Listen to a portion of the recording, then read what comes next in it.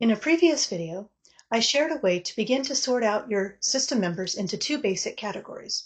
In this video, I'm going to talk about a way to further categorize alters in one of those two basic categories. You'll remember that one of the two basic categories of alters or parts is that of EPs, or emotional parts. These alters that are EPs can be organized into subcategories. There's no reason you have to do this. It's just that it can be one way of making some sense out of what can seem chaotic and overwhelming as you're first getting used to the reality that you have a system. As I describe these kinds of alters, I want you to keep in mind that each type is focused on protecting the system and body in a particular way. As is true with all alters, each of the types of parts is attempting to help the system in the only way they know. The first type of parts or alters is fight parts. These parts are often angry. They are stuck in a fight response. That is, they respond to threats aggressively. Now, this doesn't mean that they're physically aggressive. They might instead be verbally aggressive, making threats or being belligerent. These parts are oriented to protect the system and body through the defensive fight. Characteristics of fight parts include being angry, judgmental, or controlling. These alters can be self-destructive. Fight parts are likely to be suspicious and slow to trust, which makes a lot of sense. It's important to understand that fight parts can also be activated against what they view as internal threats, such as from other alters. Flight parts are also seeking to protect the system and body, but they do it through avoiding or fleeing from potential dangers and threats. Flight parts like to keep distance between the system and potential threats. This might show up as ambivalence or an inability to commit to things or people.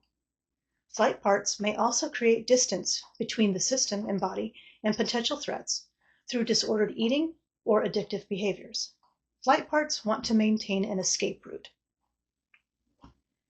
Fear parts are focused on keeping the system from being noticed, since being noticed as a child led to really bad things happening. Fear parts are often terrified, and that's not surprising. They are desperate to not be seen or noticed. These parts may be agoraphobic, meaning they don't feel safe outside of your home, even when there's no danger present. These parts may experience panic attacks. Shame parts are full of shame. They are likely depressed. Shame parts are often filled with self-hatred. Shame parts are passive. These parts are the good girls and good boys. They may be caretakers and they may be self-sacrificing. Shame parts are often avoided or even reviled by the other system members because they hold experiences that other parts have deemed disgusting or shameful. So these alters can be very isolated and desperately lonely. Needy parts are often young child parts. These parts just want someone who will take care of them and that they can depend upon. These parts are desperate for attention and connection. They are sweet and innocent. Some parts imitate your abusers.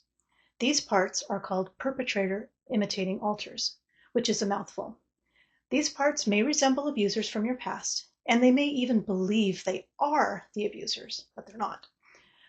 Other members of the system may also mistakenly believe this. These parts shame, threaten, or punish other system members.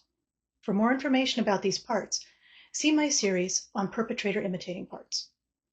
And finally, we come to helper parts. Helper parts are a wonderful resource for systems that have them. Unfortunately, not all systems have helper parts.